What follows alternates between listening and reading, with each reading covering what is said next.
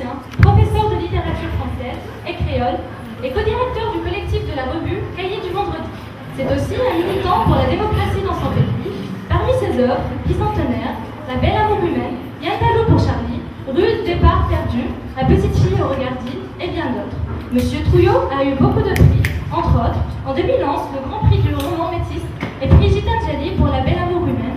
En 2013, prix Carbet de la Caraïbe et du Touman pour Parabole du pays. Je voudrais tout simplement remercier M. Lionel Trouillot d'avoir accepté d'être parmi nous aujourd'hui.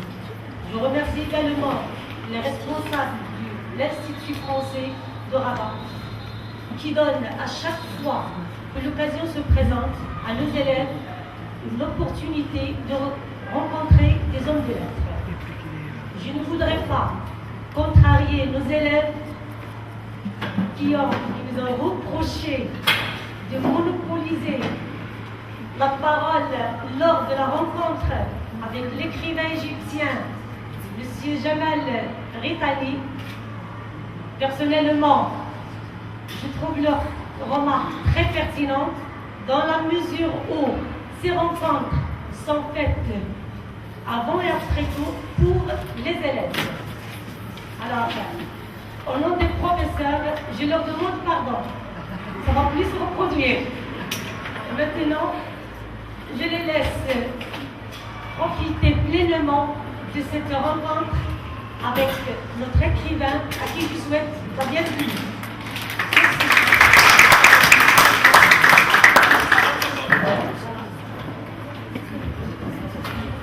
Merci de m'accueillir ici. Moi, j'aurais préféré que la conversation parte de vos questions. Si vous voulez donner la parole, on vous la donne. C'est donc bien l'occasion de la prendre pour les questions, même les questions.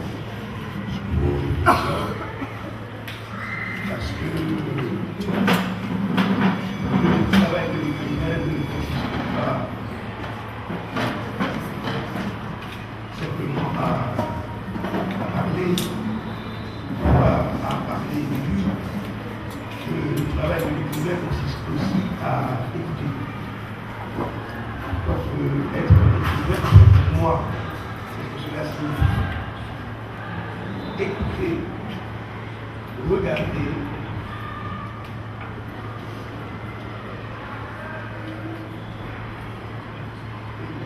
écouter,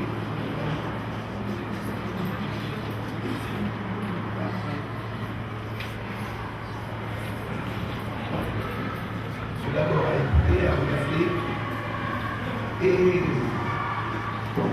à ne pas trop parler de lui. Pour moi, être écrivain, ce n'est pas écrire des livres dans lesquels je parlerai de moi. C'est au contraire aller à la recherche, à la découverte de l'autre. C'est pour cela que je dis que l'écrivain est un prédateur généreux. L'écrivain, il vole toujours quelque chose aux passants, aux personnes qui connaissent, à la vie. Et ces petites choses qu'il vole, il va faire des livres. Mais ces livres, c'est aussi une forme de restitution.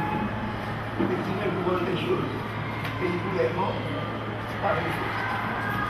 Donc c'est pour ça que pour moi, c'est vraiment important d'entendre, écouter les autres. Personne ne peut être écrivain que seul avec lui.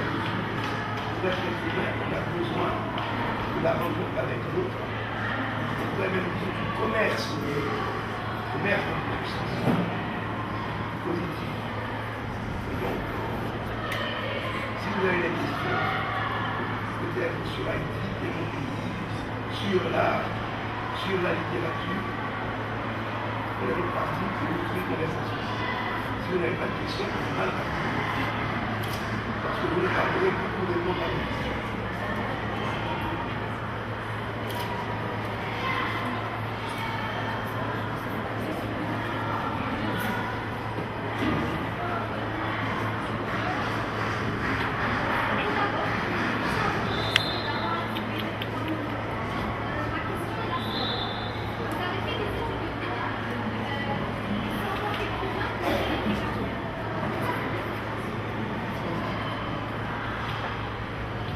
Je ne voulais pas, est-ce que vous m'entendez? Non.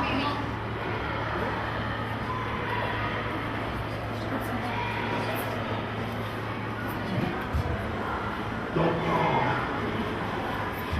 la profession qu'on a pu exercer par ailleurs, les études qu'on a pu faire n'ont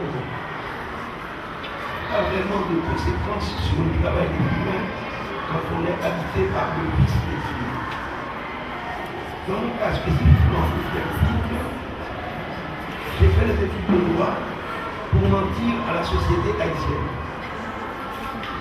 Je venais d'un milieu où il fallait faire semblant d'être d'accord avec tout ce qu'il y avait de mauvais dans la société. Le régime politique de l'époque, les divisions sociales, c'est un pays dans lequel il y a beaucoup de divisions sociales, des écarts très importants entre les riches et les pauvres. J'avais une conscience politique qui m'indiquait qu'il fallait faire autre chose. Et à l'époque, c'était une dictature très sévère qui pouvait vous arrêter pour vos idées. Alors quant à vos actions, ne parlons pas. Je venais de ce milieu-là. J'avais eu 2 grands-pères avocats. Mon père était un avocat très connu, même bâtonnier de l'ordre des avocats. Donc pour pouvoir me livrer la nuit à mes activités politiques, il me fallait donner le jour, l'impression, l'illusion d'être un garçon bien assis dans la tradition familiale et sociale. Donc j'ai fait ces études de droit, on pourrait dire comme une sorte de couverture politique. Je suppose que si mon père avait été médecin, il aurait fait des études de médecine. Mais tout en m'occupant plutôt de littérature. J'ai commencé à écrire et à publier très tôt, avant même d'entrer à la faculté. Donc, ces études de droit qui me persécutent, alors il y a des gens qui sont fous. Il y a des gens qui viennent vers moi et qui me disent tu as quand même fait des études de droit, tu es quand même avocat, qui voudrait que je leur donne des consultations sur les problèmes juridiques. Je vous avoue que je n'ai rien retenu de ce que j'ai appris à la faculté, tout en ayant fait des études de droit jusqu'au bout. Mais vraiment, ce n'était pas ce qui m'intéressait.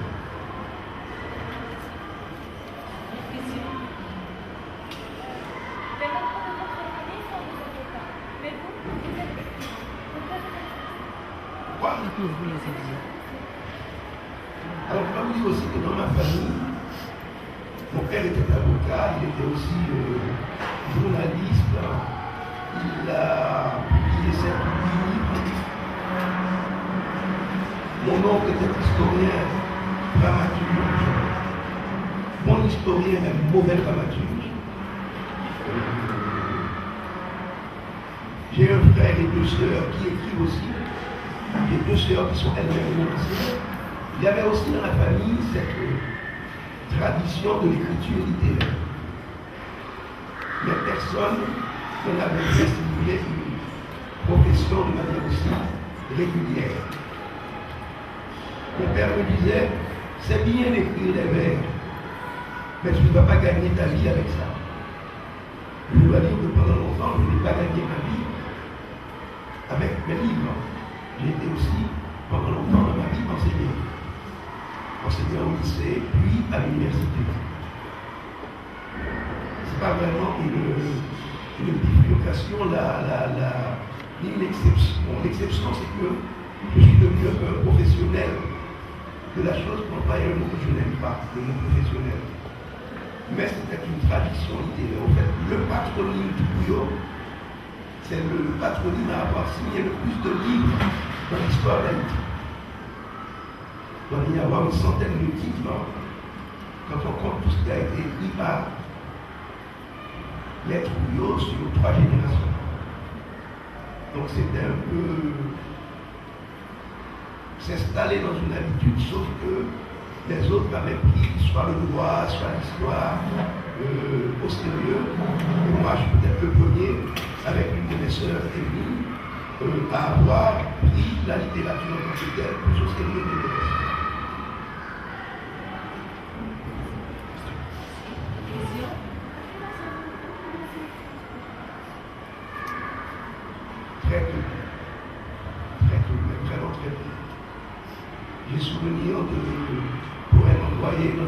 cours alors que j'étais en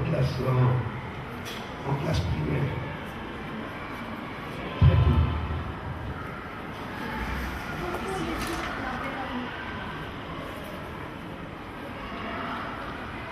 Pourquoi pas?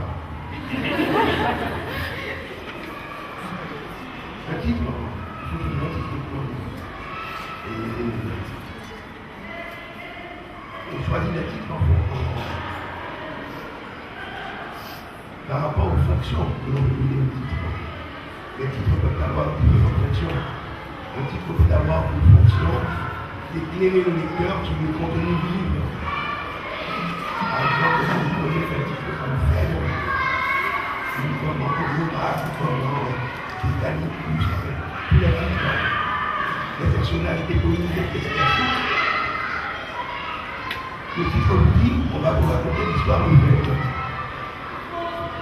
Mais on peut aussi avoir des titres qui sont faits complètement pour dérouter le lecteur.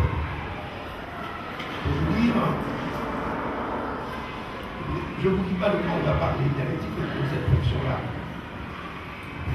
Le grand cinéaste espagnol Luis Buñuel avait intitulé un de ses films Le chien andalou. Quand on lui a demandé mais pourquoi ce titre, il a dit parce qu'il n'y est question ni de chien, ni d'Andalousie. Donc le titre peut avoir aussi la vertu, l'intention de vous dérouter. Alors La Belle Amour humaine, spécifiquement, ce titre-là, j'ai écrit ce livre un an après le fameux tremblement de terre qui a détruit Port-au-Prince et notre ville d'Haïti. Et à ce moment-là, il me semblait que toute personne qui se mêlait de parler d'Haïti sans connaître le pays, parlait de catastrophes, parlait de malheurs, de malédictions. Il y avait une sorte de fatras misérabiliste qu'on utilisait pour désigner mon pays. Et moi, je m'étais dit, je ne vais pas perdre de l'argent à jouer au charognard, c'est-à-dire à ressasser le malheur du communautaire. Au contraire, je vais écrire un livre sur la viabilité de ce pays malgré tous ses malheurs. Donc déjà dans mon intention, il fallait quelque chose qui soit de l'ordre de la splendeur, quelque chose qui soit de l'ordre du rêve, et quelque chose pour réconcilier, d'une certaine manière, l'idée de vivre avec le territoire haïtien. Donc déjà ça m'orientait vers le monde. Et puis 2011, c'était aussi le cinquantenaire d'un événement très triste dans l'histoire d'Haïti. L'un des grands écrivains haïtiens, Jacques-Stéphane Alexis, auteur d'un livre, à mon avis que tout jeune le fait lire, Conquête général Soleil, il avait été assassiné en 1961 par la dictature de François Xavier. Et 50 ans après sa mort, il voulait lui rendre hommage. Parce que c'était un écrivain de l'espérance humaine. C'était un écrivain justement de la belle amour humaine. C'était un écrivain qui s'était posé la question, est-ce qu'on ne peut pas faire un monde meilleur que celui que nous avons fait? Et dans l'un de ses livres, il avait utilisé l'expression la belle amour humaine. Il y a une phrase dans l'un de ses livres où il parle du voyage vers la lune de la belle amour humaine. Donc déjà l'idée de la splendeur, l'idée d'un pays habitable, l'idée d'un monde meilleur, d'un vivre ensemble, mieux organisé, juste. L'hommage à Alexis est aussi le pied de nez aux Gramériens. Qu'est-ce qu'ils ont à pouvoir contrarier tout le temps les Gramériens à nous dire oui, il faut mettre du masculin ou il faut mettre du féminin. Je vous fais remarquer que jamais les poètes n'ont pris les Gramériens pour vous servir. Et peu importe ce que raconte l'Académie, les poètes de langue française ont toujours, dans une certaine tradition, mis amour au féminin singulier. C'est vieux depuis la fin du Moyen-Âge, déjà avec les lyriques de la fin du Moyen-Âge, ça s'est fait au XXe siècle par nombre de poètes français. Par exemple, on pourrait prendre simplement le poème de Francis James, La prière, quand il parle, il ne peut s'appuyer sur une amour humaine. Et il me semble qu'en termes de consonance, la belle amour humaine, c'est nettement plus beau que le bel amour humain. Et en plus, dans la belle amour humaine, puisque il y a question d'une jeune femme qui vient chercher un peu son histoire familiale, mais qui va trouver une histoire plus grande que sa famille. Parce que moi, je suis intéressé par le lien qu'on peut établir entre l'histoire individuelle et l'histoire collective. L'histoire individuelle ne m'intéresse que si elle permet de penser l'histoire collective. Et comme moi je pense l'histoire collective, pour un ensemble de raisons, parmi lesquelles les dominations que subissent encore les femmes, et peut-être aussi que les femmes soient porteuses dans leur corps du respect de l'humanité.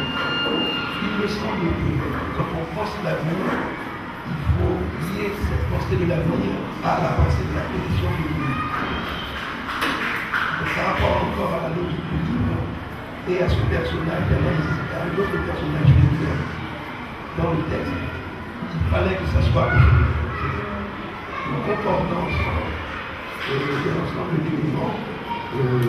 La consonance, pour moi la consonance est fondamentale en littérature, l'hommage à Alexis pour venir dans la phrase, cette idée justement de quelque chose, de l'idéal, a tel ensemble et la place de la femme dans ce que cette idée-là. Tout cela posait plus la manière naturelle et obligatoire pour les livres.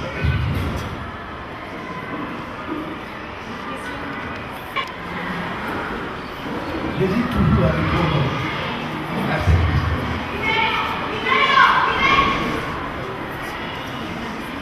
Le temps de l'écriture, le temps de la rédaction, le temps où je me mets sur mon lit en posant mon cahier sur l'ordinateur sur le GSP. Quel que soit le livre, ça ne va jamais dépasser le temps. C'est le temps de la rédaction. Mais maintenant, le temps de la construction, c'est beaucoup plus long. Souvent, les jeunes, quand ils veulent écrire, ils ont tendance à croire qu'on écrit au moment où on fait le travail très très minutieux. Or, il n'y a rien de plus faux. En ce qui concerne l'écriture du livre.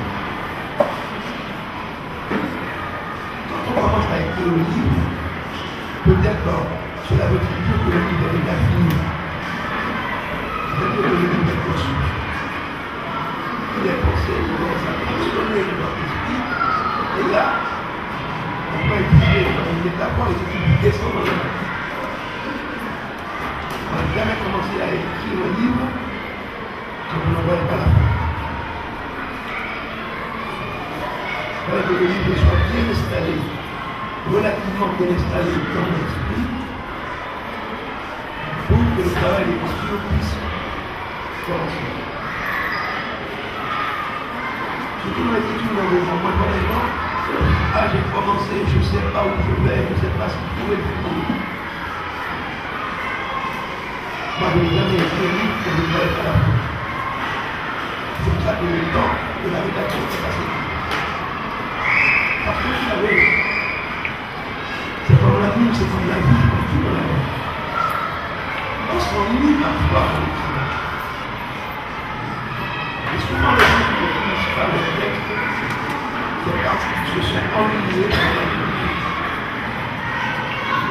La meilleure façon de ne pas s'ennuyer dans la vie, c'est à mon avis, c'est mon expérience, d'écrire le livre quand il est prêt. Et je me suis dit, ce n'est pas au moment où je dis que il y a tout un travail qui est avant nous à faire ce travail de culture, faites-le tout le temps. Quand on vous parle, on a des choses, je vois les visages, je vois les gens. Jusqu'à je mets quelque part dans ma tête, je considère un élément de déco, une sorte de petit cadre